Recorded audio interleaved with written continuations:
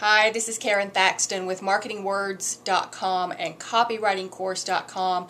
I want to talk to you a little bit about a couple of mistakes that I see frequently with people who are learning to write copy, and actually I see them a lot with people who know how to write copy for years and years, but just haven't picked up on these things.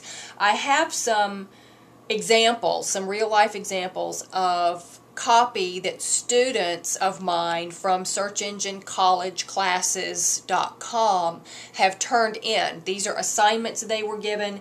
They turn them into me and I give them feedback. So I wanted to go over some of these with you. The first is not following through with what was stated in the headline.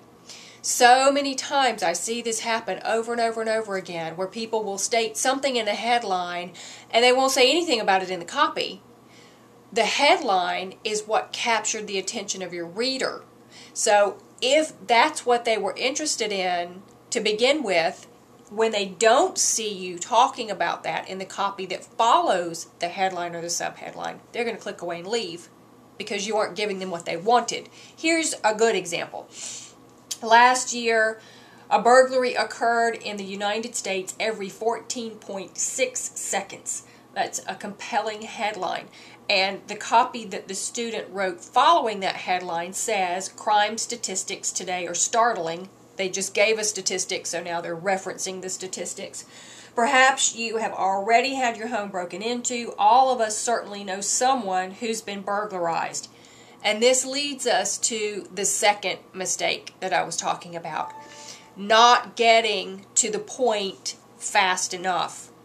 You need to make an emotional connection with your visitors. You need to empathize with them and let them know that you feel the same way they do, that you understand the way they feel and why they feel that way. But you can't ramble on and on about it without getting to the point, or you'll lose the attention of your readers. Now, this particular student goes on to say it's a helpless feeling to have your home invaded. It's frightening to have your personal possessions sifted through. Burglary victims often express feeling violated, and he goes on and on and on. And I mean on and on and on. And here is my comment. I'm scrolling down to get to this comment where I say, you're losing me. You're making that emotional connection we learned about, but you also need to keep the reader's interest. So far, after 500 words of copy, you have said nothing at all about the product you're supposed to be selling. So that's a bit much. You don't want to go into that much of trying to empathize and making an emotional connection in most cases. There are exceptions to every rule, but generally you wouldn't want to do that. You would need to get on with it and begin to link your emotional connection with the product or service you are writing copy for. Now, here's a better way to do it. This is a different product. This is not a home security system. This is for a tool that checks child safety seats to make sure they've been properly installed. And this is also a different student. Her headline is, what's the best way to ensure your child's safety in the car? And it's a question, so it immediately gets you thinking.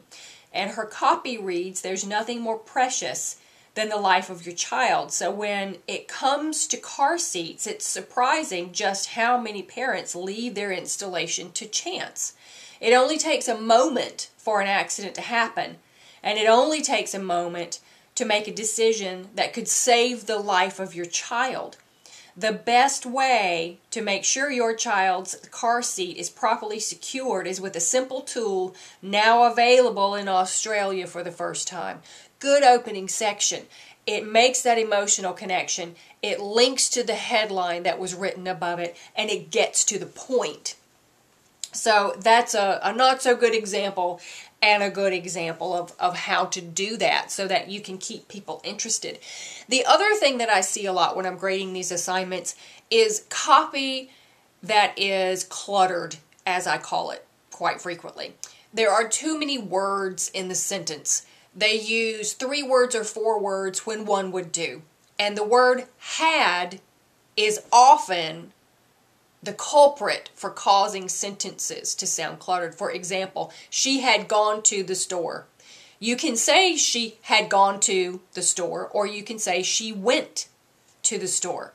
I think a lot of times because we use the word had when we're speaking and people are trying to write more conversationally, that slips in.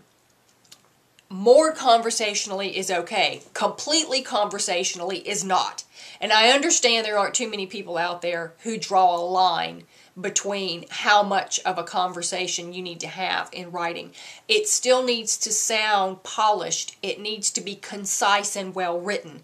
I'm guilty of using the word so quite a bit, especially if I'm teaching. And when I've had transcripts done of sessions that I've taught and gone back and seen it in writing where every other sentence starts with the word so, I would never write copy that way. It's too conversational. It's the same with the word had and sometimes the word that. These are things that she should have known about. You could leave out the word that. These are things she should have known about. And it makes it flow better and gives a little bit tighter feel to that copy, so it helps keep your reader's interest. A couple of things I wanted to pass on to you. I hope you find them helpful. Come back next time for another edition of the Ask Karon video blog column from marketingwords.com and copywritingcourse.com.